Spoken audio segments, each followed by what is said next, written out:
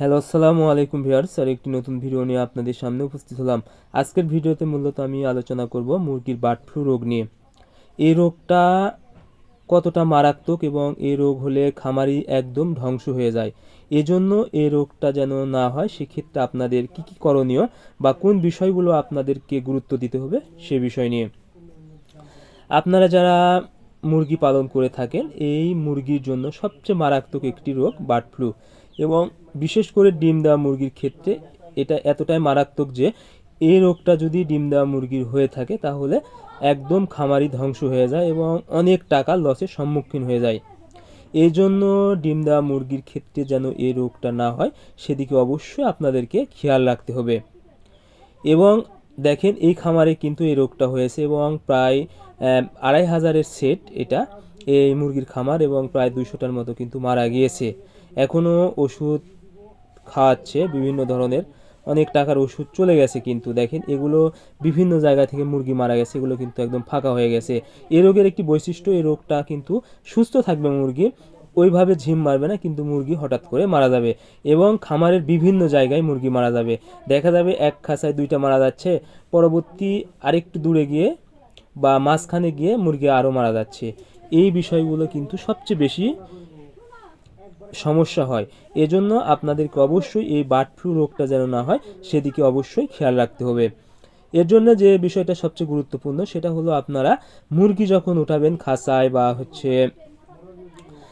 প্রথম অবস্থায়, তখন অবশ্যই প্রতিটি জায়গা জীবাণুমুক্ত করতে জীবাণুনাশক দ্বারা স্প্রে করে দিবেন। এরপরে আপনারা খাঁচায় উঠাবেন এবং যখন আপনারা বাইরে থেকে আসবেন বা কোনো মানুষকে ঢোকাবেন, অবশ্যই আপনারা স্প্রে করে জীবাণুমুক্ত করে আপনারা অবশ্যই এই খামারে প্রবেশ করবেন।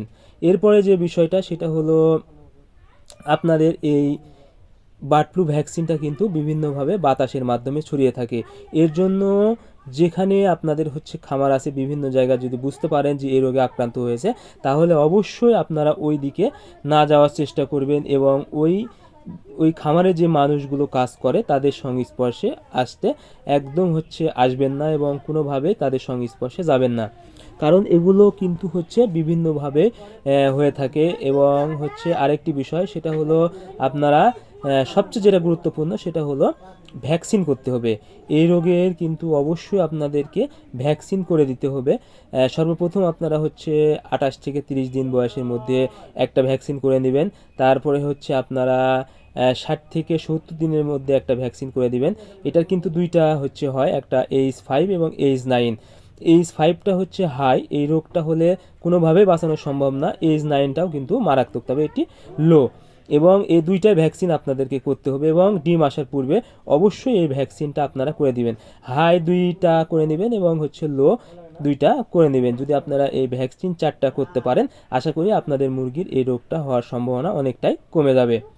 এরপরে যে বিষয়টা, আপনারা কোনোভাবেই খামারে পাখি বা অন্যান্য প্রাণী ঢুকতে দিবেন না। কারণ বার্ড ফ্লু রোগের ছড়ানোর সবচেয়ে বড় একটা মাধ্যম বাহিরের পাখি বা জীবজন্তু, এর মাধ্যমে কিন্তু বার্ড ফ্লু রোগ সবচেয়ে বেশি ছড়ায়।